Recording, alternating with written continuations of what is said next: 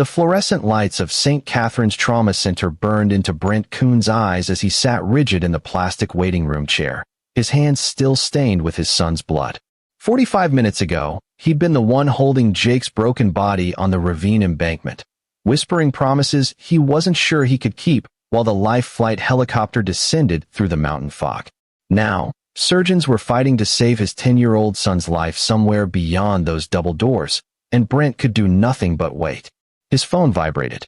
Through the haze of shock and exhaustion, Brent pulled it from his pocket.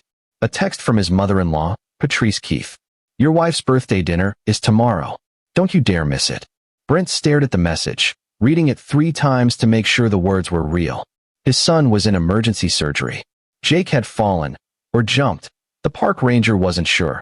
Nearly 40 feet down Blackstone Ridge during what was supposed to be a simple father-son camping trip. And Patrice was worried about a birthday dinner. His fingers trembled as he typed back, "My son might not make it through the night." The reply came within seconds. "Be there, or you're dead to us." Something inside Brent's chest went cold and hard. He blocked the number without responding, then powered off his phone entirely. In the reflection of the darkened screen, he barely recognized himself, a 34-year-old structural engineer who'd spent the last 8 years trying to make a marriage work that had been broken from the start. The waiting room door opened.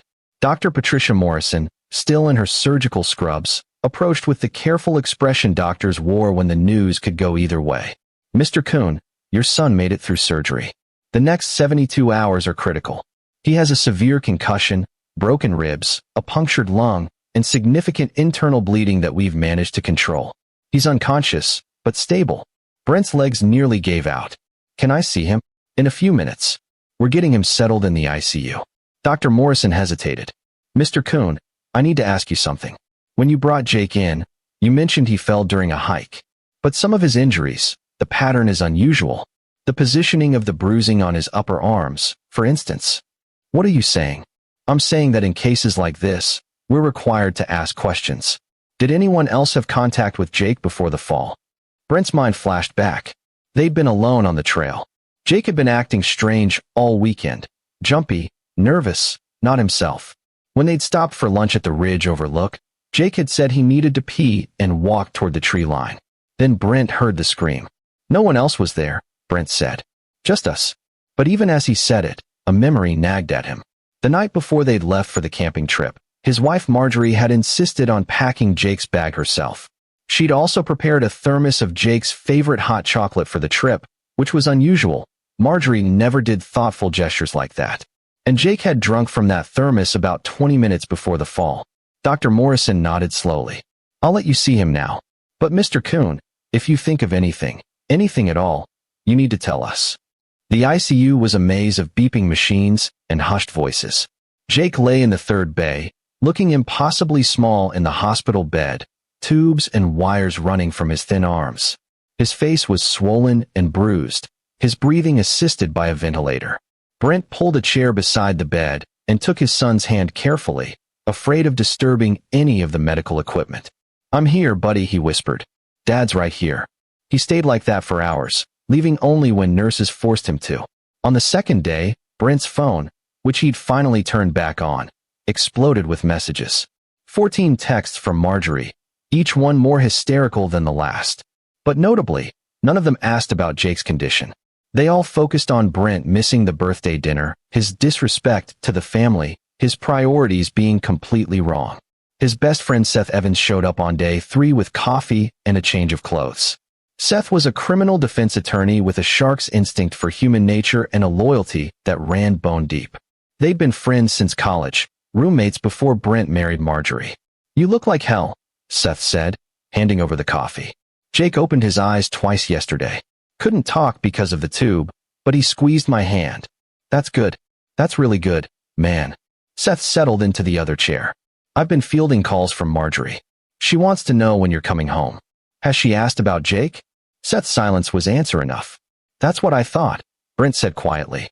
He'd been married to Marjorie Keefe for 11 years. And in that time, he'd watched her transform from the woman he'd fallen in love with into someone he barely recognized. Or maybe, and this thought kept him awake at night, maybe she'd always been this person, and he'd just been too blind to see it.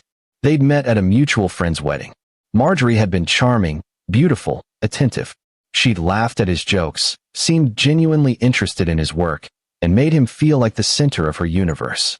They'd married within a year. Jake came 2 years later, and that's when things started to change. At first, Brent had attributed Marjorie's shift to postpartum difficulties. She became controlling, critical, and obsessed with appearances. But it was her mother, Patrice, who really ran the show. Patrice Keith was a former pageant queen who'd turned her attention to controlling every aspect of her daughter's life after her own glory days faded. Marjorie's father, Gerald Keith, was a quiet man who'd learned long ago that disagreeing with his wife wasn't worth the fallout. What Brent hadn't realized until too late was that by marrying Marjorie, he'd essentially married Patrice too. Every decision, from where they lived to how they raised Jake, required Patrice's approval. Family dinners at the Keith house every Sunday. Mandatory attendance at Patrice's charity events. Even Jake's school and extracurricular activities were chosen by committee, a committee consisting of Patrice and Marjorie, with Brent's input politely ignored. The only thing Brent had fought for and won was his monthly camping trip with Jake. It was their escape, their chance to be away from the Keith family's suffocating influence. And Jake had always loved those trips, until recently. Brent, Seth said carefully, I've known you long enough to know when something's eating at you. What is it? Brent set down his coffee. Jake's been different lately. Sick a lot. The doctors kept saying it was just a weak immune system, allergies, stress from school. But Marjorie always seemed almost pleased when he was sick. She'd take him to specialist after specialist, post about it on social media, collect sympathy from her friends. That's her narcissism. You've known that for years. It's more than that. Brent lowered his voice. Last month, I took Jake to a new pediatrician, one Marjorie didn't choose. Dr. Chun. She couldn't find anything wrong with him. Ran a full panel of tests. Jake was perfectly healthy. But the next week, he was sick again. Vomiting, fever, dizziness. Right after eating dinner at home. Seth sat forward. What are you saying? I don't know what I'm saying. But Dr. Morrison asked me if anyone else had contact with Jake before the fall. And I keep thinking about that thermos of hot chocolate Marjorie packed. Jake drank it, and 20 minutes later he was dizzy, disoriented. That's when he fell. Jesus Christ, Brent.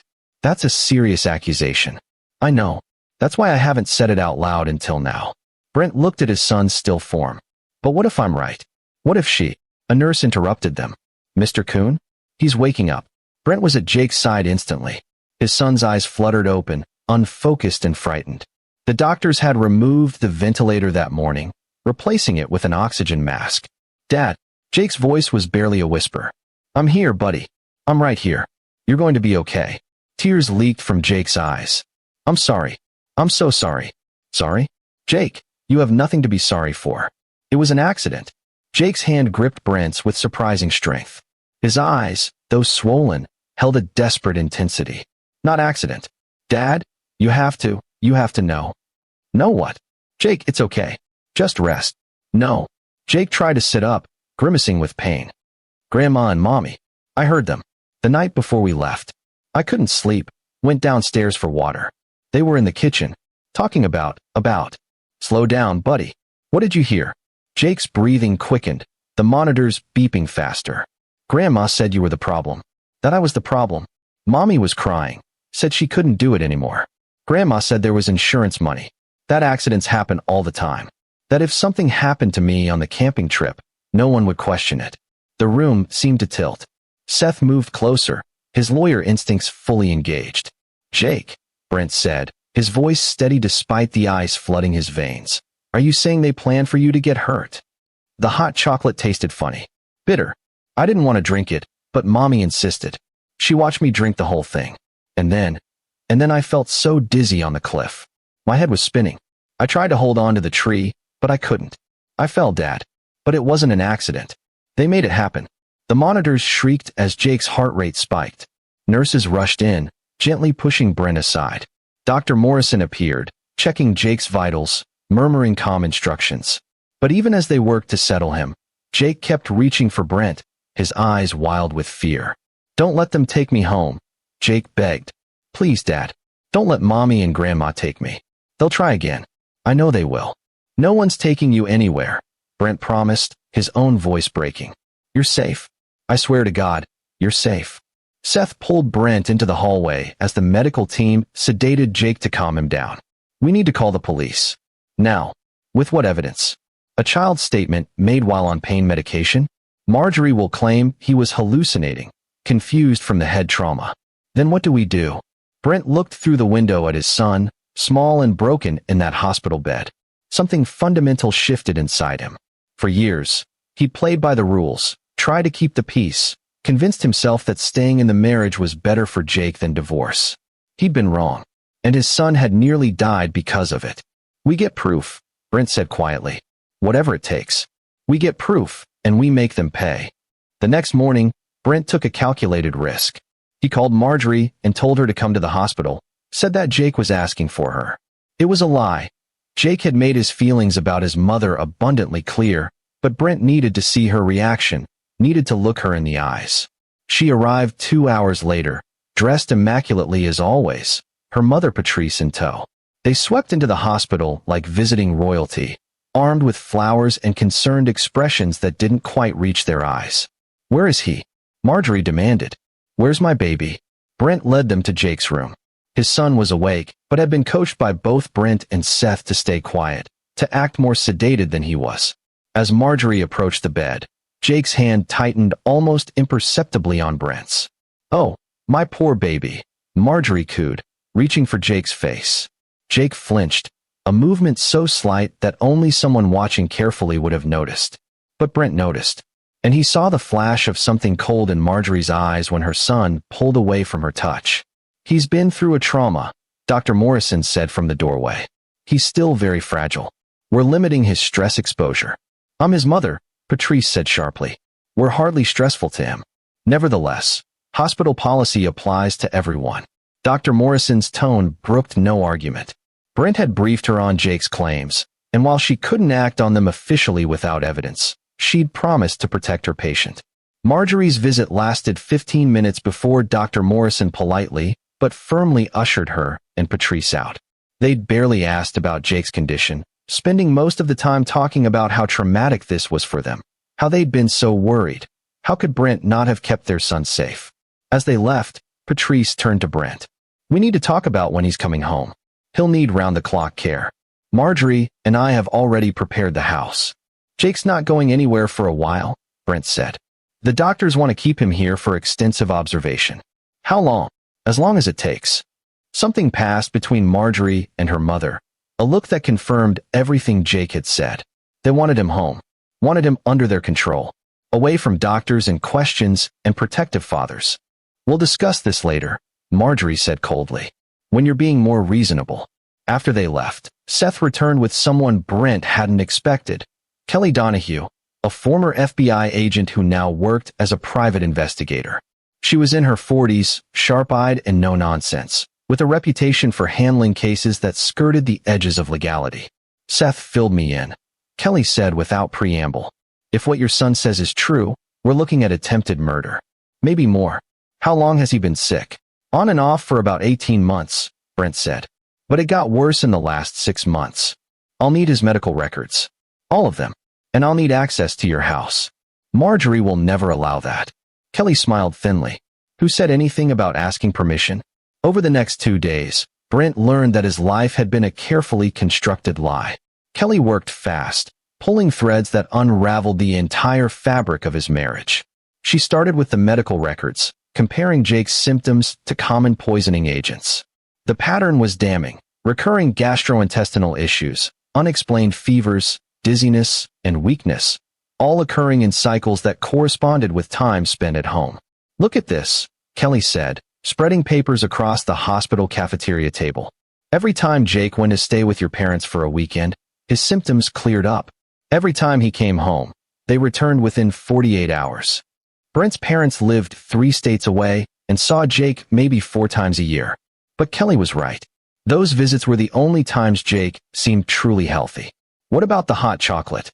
Brent asked. "I had Seth get a court order for the police to search your camping gear. They found the thermos. It's being tested now, but I'd bet my license there's something in it. Probably a sedative or something that affects balance and coordination." "Why?" The question had been eating at Brent since Jake's revelation. Why would they do this? Kelly pulled out her tablet. That's where it gets interesting. I pulled financial records. Don't ask me how. Your wife and her mother have been living well beyond their means. The Keith family looks good on paper, but they're drowning in debt. Patrice's shopping addiction, bad investments, a failed business venture. They've been keeping up appearances with credit cards and loans. I had no idea. They didn't want you to know. But here's the kicker. You have a life insurance policy. $2 million. And Jake has one too. One that you probably forgot you signed. $1 million, with Marjorie as the sole beneficiary. Brent felt sick. Marjorie convinced me to sign those years ago. Said it was responsible, in case anything happened. And something almost did happen. To Jake. On a camping trip where only you two were present. Where an accident would be easy to believe. Kelly leaned forward. But I don't think Jake was the primary target. I think you were. What? Think about it. Jake falls. You're distraught. Not paying attention. Maybe you try to climb down to save him and fall yourself. Or in your grief, you have an accident driving home. Marjorie becomes the grieving widow and mother, collects $3 million in insurance, and Patrice has access to all that money. Seth had been quiet until now. The text messages support this. Patrice and Marjorie were furious that you didn't come to the birthday dinner. Not sad, not worried about Jake. Furious. Because you surviving meant their plan failed. If Jake died but I lived, they'd have the $1 million from his policy, Brent said slowly, working through the nightmare logic. But they needed us both gone to maximize the payout. Exactly. Kelly pulled up more files. I also found something else. Jake's not the first child to be mysteriously ill around Marjorie Keith. She showed Brent an old newspaper article from 15 years ago, before he'd met Marjorie. Marjorie worked as a nanny for a wealthy family. Their 5-year-old daughter became seriously ill while under Marjorie's care. Spent weeks in the hospital.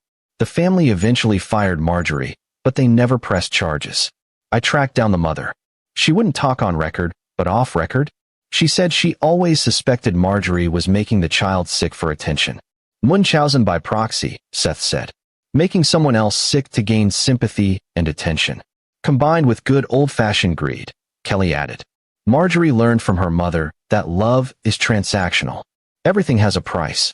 And you and Jake had very specific price tags. Brent stood abruptly, needing air, needing space to process the fact that he'd married a monster and handed her their son. He'd spent years making excuses for Marjorie's behavior, blaming stress, blaming Patrice's influence, blaming everything except the truth, that his wife was exactly who she'd always been, and he'd been too blind to see it. What do we do now, he asked. Kelly's smile was sharp. Now? Now we give them exactly what they want. The plan Kelly outlined was dangerous and possibly illegal, but Brent was past caring about legality. His son had nearly died. His wife had orchestrated it. The justice system was slow and uncertain, and people like Patrice Keith had money for lawyers who could make evidence disappear and witnesses recant. No, Brent wanted something more final. Something that would ensure Jake was safe and Marjorie and Patrice paid for what they'd done in a way that mattered. The thermos came back positive. Kelly informed him 3 days later. Concentrated sedative mixed with something that causes severe vertigo. Prescription strength. It would have hit Jake hard and fast at that altitude. Can we trace it to Marjorie? Not directly. But I have something better. Kelly showed him a series of photographs. Your house has security cameras. Did you know that? In the living room and front door, yes. Marjorie insisted on them. There are more than that. Hidden ones. I found them when I searched the house. For total, living room, kitchen, Jake's room, and your bedroom. Brent felt violated. Why would she? Insurance fraud, maybe. Or leverage. Doesn't matter. What matters is that these cameras have been recording everything for the last 3 years. And I have the footage. She pulled up a video on her tablet. Date stamped 2 nights before the camping trip. The kitchen, late at night. Marjorie and Patrice sat at the table, voices low but audible through the camera's microphone. Can't keep doing this, Marjorie was saying. The constant lying, the planning. I'm exhausted. You'll do what needs to be done, Patrice replied sharply. We're too far in to back out now. The debts won't wait, and Brent is never going to just hand over money.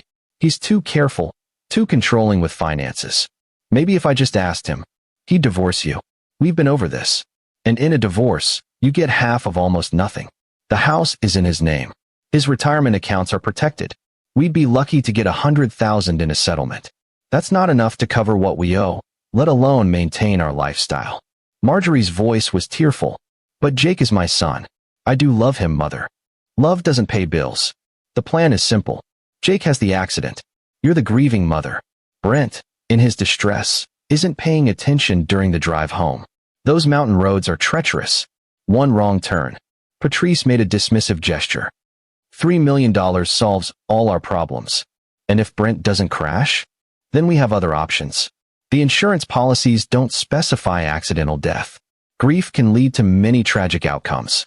Drinking, pills, another tragic accident. We can be patient. The video continued, the two women planning the murder of Brent and Jake with the casual efficiency of people discussing a grocery list.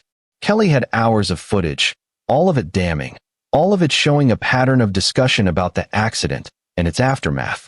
This is evidence, Seth said, his face pale. This is slam dunk, go directly to prison evidence. Which we obtained through a legal search, Kelly reminded him. A good lawyer could get it thrown out. And Patrice has good lawyers. So what do we do with it? Brent asked. We make a copy. Several copies.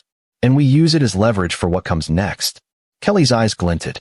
Because I have a better idea than sending them to prison. Prison is finite. What I have in mind is permanent. She laid out her plan. It was ruthless, perfectly calibrated to destroy Marjorie and Patrice in the way that would hurt them most. Their reputation, their finances, their carefully constructed social standing. Everything they'd killed for, Brent would take away. But first, he had to make them think they'd won. Jake was released from the hospital after 2 weeks, but instead of going home, Brent checked them into an extended stay hotel near Seth's office.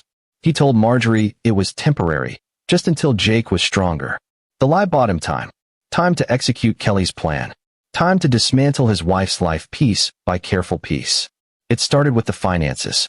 Brent had always been careful with money, a structural engineer's mind applied to household budgets. What he hadn't realized was that Marjorie had been siphoning money for years. Small amounts from their joint accounts, charges to his credit cards disguised as household expenses. Kelly helped him trace it all. $20,000 here for Patrice's medical bills that were actually gambling debts. $15,000 there for Jake's therapy that had never happened. It added up to over $200,000 stolen across 8 years of marriage. We could press charges, Seth said. Add it to the attempted murder case. No, Brent said. We're going to use it differently. He filed for divorce, but not the way Marjorie expected. Instead of a quiet dissolution, Brent filed on grounds of fraud and criminal endangerment.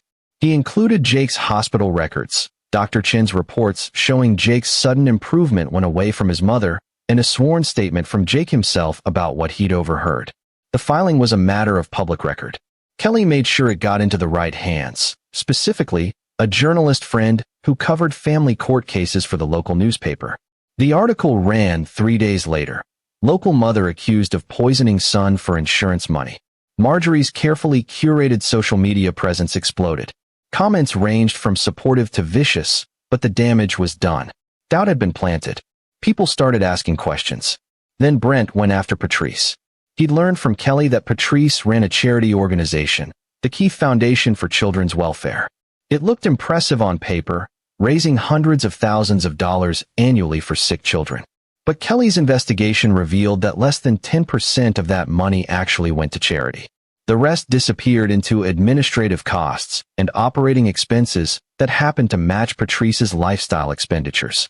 Brent compiled everything and sent it to the state attorney general's office. Then he sent it to the IRS. Then he sent it to every major donor who'd contributed to Patrice's foundation over the last 5 years. The fallout was spectacular. Patrice's charity was shut down pending investigation. Her wealthy friends distanced themselves. Gerald Keith, finally seeing an opportunity to escape, filed for divorce and moved in with his sister in Colorado. But Brent wasn't done. Not even close. Using the hidden camera footage, Kelly created a comprehensive timeline of Marjorie and Patrice's discussions about the murder plot. She couldn't use it in court directly, but she could use it to pressure Marjorie's lawyer. Seth arranged a meeting, lawyer to lawyer, and played just enough of the footage to make it clear what they had. Your client attempted to murder her husband and son, Seth said calmly. We have video proof, medical evidence, and testimony. If this goes to trial, she's facing life in prison. But my client is willing to make a deal. Marjorie's lawyer, a slick corporate type named Harrington, tried to bluster. But when Seth played the video of Patrice saying $3 million solves all our problems, Harrington's face went gray. What kind of deal? Your client signs over full custody of Jake to my client. She forfeits any claim to marital assets, alimony, or child support. She enters a plea agreement for fraud and endangerment charges, minimum sentence, but enough to have a record. And she provides testimony against her mother for conspiracy to commit murder. You're asking her to betray her own mother.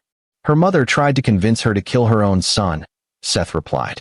I think that ship has sailed. The negotiation took 2 weeks. Marjorie fought every point, still believing she had leverage, still convinced she could manipulate her way out. She didn't understand that Brent was no longer the man she'd married. That man had been passive, accommodating, willing to overlook red flags for the sake of peace. This Brent was done with peace. This Brent wanted war. The final blow came from an unexpected source, Jake himself. Now recovered and living safely with his father, Jake wrote a letter to the judge handling the custody case. In it, he detailed years of his mother's behavior. The time she'd made him take pills that made him sick. The way she'd seemed happy when he was ill, posting pictures of him in the hospital for sympathy. The conversation he'd overheard about making his death look like an accident. The letter was devastating in its childlike clarity. No embellishment, no dramatic language. Just a boy describing how his mother had hurt him and tried to kill him. The judge read it in chambers with both lawyers present. Harrington left that meeting and told Marjorie to take the deal. Marjorie signed the papers on a Friday afternoon in Seth's office. She looked smaller somehow, diminished. The polished exterior had cracked, revealing something desperate and mean underneath. You're going to regret this, she told Brent as she signed away her son. You think you've won, but you've just made an enemy of my mother. Patrice doesn't lose. Neither do I, Brent said quietly. Not anymore. Patrice Keith's trial began 6 months later. The prosecution had everything. The financial records, the testimony from the family whose daughter Marjorie had made sick years ago, medical experts explaining Jake's pattern of illness, and Marjorie's own testimony as part of her plea deal. What they didn't officially have was the hidden camera footage. But they didn't need it.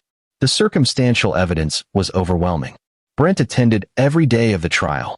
He wanted Patrice to see him, to see Jake healthy and thriving, to understand that her plan had failed and her consequences were complete. On the witness stand, Patrice tried to maintain her dignity. She claimed she'd only been trying to help her daughter, that she'd never actually intended for anyone to be hurt, that it was all just talk, just venting frustration. But when the prosecutor played the audio, legally obtained this time, from Marjorie's plea agreement cooperation, of Patrice saying accidents happen all the time and $3 million solves all our problems, the jury's faces turned to stone. Guilty on all counts. Conspiracy to commit murder. Attempted murder. Fraud. The judge, clearly disgusted, gave her 25 years. Patrice screamed as they led her away, screaming about injustice, about her daughter's betrayal, about Brent ruining everything. But her voice faded behind the courtroom doors, and Brent felt nothing. No satisfaction, no anger, just a quiet sense of closure. 18 months after that terrible night in the hospital, Brent stood in the backyard of his new house watching Jake play basketball with Seth's nephew. The house was smaller than the one he'd shared with Marjorie, but it was theirs, his and Jake's. No hidden cameras, no toxic influence, no walking on eggshells. Dad, watch this, Jake called, sinking a three-pointer. Nice shot. Jake had recovered fully, physically at least. The emotional scars would take longer to heal, and Brent had made sure his son had the best therapist money could buy. But Jake was resilient. He'd started at a new school, made new friends, and for the first time in his young life, seemed genuinely happy. Kelly Donahue stopped by that evening with a bottle of wine and a satisfied smile. Thought you'd want to know, the Keith Foundation investigation concluded. Patrice is being ordered to pay back over $800,000 in misappropriated funds. Since she's in prison, they're seizing her assets. The house, the cars, everything. Good, Brent said simply. And Marjorie? Kelly settled into a patio chair. Finished her sentence last month. She tried to reach out to Jake. Brent's jaw tightened. What did she say? Just a letter. Claiming she'd changed, that therapy had opened her eyes, that she wanted a relationship with her son. Kelly paused. Jake tore it up without reading past the first paragraph. I should have. You should have nothing. Jake makes his own choices about his mother. That's healthy. Kelly sipped her wine. Marjorie's living with a cousin in Nevada now. Working retail, from what I hear. No social media presence, no charity work, no wealthy friends. Just a woman with a criminal record trying to survive. It was, Brent reflected, a perfectly calibrated punishment. Marjorie and Patrice had valued status above everything. Above love, above family, above basic human decency. Now they had nothing. Patrice was in prison, stripped of her wealth and reputation. Marjorie was free but might as well be invisible, living a life of obscurity and struggle that would have horrified the woman she'd been. Do you ever feel guilty? Kelly asked. For destroying them so completely? Brent watched his son laugh, healthy and whole and safe. They tried to kill him. They would have succeeded if I'd been 5 minutes later getting to him after the fall. Guilt. He shook his head. No. I feel relief. And I feel grateful that I finally stopped being passive and fought for what mattered. Seth arrived with takeout, and the three of them sat on the patio as the sun set, talking about everything and nothing. Normal conversation. Normal life. The kind of evening Brent had once taken for granted and now treasured. Later, after their guests had left and Jake was asleep, Brent stood in his son's doorway watching him breathe. The nightmares had finally stopped. The fear had faded. Jake was healing. And Brent had learned something crucial through this nightmare. That sometimes the strongest thing you can do is refuse to be accommodating. Refuse to keep the peace. Refuse to make excuses for people who don't deserve them. He'd been raised to be a good man, to be understanding and forgiving. Those were admirable traits. But he'd confused being good with being weak, had mistaken forgiveness for enabling. Not anymore. Marjorie had texted him once, a few months after her release. Just 2 words. I'm sorry. Brent had deleted it without responding. Sorry wasn't enough. Sorry didn't undo the years of poisoning their son. Sorry didn't erase the plan to kill them both for insurance money. Sorry was just another word, and words were cheap. What mattered was action. What mattered was that Jake was safe. What mattered was that Brent had finally understood that protecting the people you love sometimes means destroying the people who threaten them. The next day was Saturday, and Brent took Jake hiking. Real hiking. Not the traumatic memory of Blackstone Ridge, but an easy trail near the lake where they could talk and laugh, and just be father and son. Jake had been nervous the first few times Brent suggested hiking after the accident, but slowly he'd reclaimed the activity, refused to let his mother's attempt to kill him steal something he'd once loved. Dad, Jake said as they reached the summit overlook. Can I ask you something? Anything, buddy. Do you think Mom really loved me? Even a little? It was the question Brent had been dreading, the one he'd prepared for with Jake's therapist. I think your mom is sick, Jake. Not sick in a way that excuses what she did, but sick in a way that made her unable to love anyone properly, even herself. So it wasn't my fault. God, no. Brent pulled his son into a hug. Nothing that happened was your fault. You were a kid. You are a kid. You deserved a mother who protected you, not one who hurt you. I'm glad I have you. I'm glad I have you too. They stood there on the overlook, the wind ruffling their hair, the valley spread out below them like a promise. This was healing. This was victory. Not the trial or the convictions or the financial ruin Brent had brought down on Marjorie and Patrice. This moment of peace with his son was what winning really looked like. As they hiked back down, Jake talked about his classes, his friends, a girl he might like. Normal kid problems. Beautiful, normal problems. The kind Brent had worried he'd never get to hear about. That night, Brent updated the will he'd drafted with Seth's help. Everything went to Jake, with Seth and Kelly named as trustees until Jake turned 25. Marjorie's name didn't appear anywhere in the document. She tried to reach out through her lawyer once, asking about visitation rights. Seth had shut it down immediately. The custody agreement Marjorie had signed forfeited all parental rights. She'd made her choice. She'd chosen money over her son, and now she'd live with that choice forever. Sometimes Brent wondered if he'd gone too far, if he'd been too ruthless in dismantling their lives. Then he'd remember the thermos full of poison hot chocolate. He'd remember Jake's small voice in the hospital saying, "Don't let them take me home." He'd remember the hidden cameras and the stolen money and the casual way Patrice had discussed murdering her own grandson. No, he hadn't gone too far. He'd gone exactly as far as necessary to protect his son and ensure those women could never hurt anyone else. The final piece of the puzzle fell into place a year later when Brent received a letter from the family Marjorie had worked for as a nanny 15 years ago. The mother, Virginia Hernandez, had seen the news coverage of the trial. "I always knew," she wrote. "I always knew Marjorie was making Claire sick, but I couldn't prove it. My husband thought I was paranoid. By the time we fired her, Claire was finally recovering. We didn't want to put our daughter through the trauma of an investigation and trial, so we let it go. I've regretted that decision every day since. Thank you for being brave enough to fight. You saved your son. You might have saved others too." Brent kept the letter. It was validation that he'd done the right thing, that he'd broken a cycle that might have continued for years if he'd chosen silence and peace over truth and action. He never showed the letter to Jake. His son didn't need to know how close he'd come to being just another one of Marjorie's victims, how easily Brent could have looked the other way like Virginia's husband had. Some burdens were for fathers to carry alone. 2 years after the trial, Brent met someone, Christy Coleman, a teacher at Jake's school. She was kind, genuine, had no interest in his money or status. She made him laugh. She made Jake laugh. And when Brent finally told her the full story of what had happened with Marjorie, Christy didn't run. She understood that someone who'd fought that hard for his child was someone worth knowing. They took it slow. Brent had learned his lesson about rushing into relationships. But gradually, carefully, a new life took shape. One built on honesty and trust instead of manipulation and control. Jake approved of Christy, which was all that mattered. And one Sunday afternoon, when Christy was over for dinner, Jake said something that made Brent's heart clench. "It's nice having family dinners here. Not like at Grandma's house." "Different how?" Christy asked gently.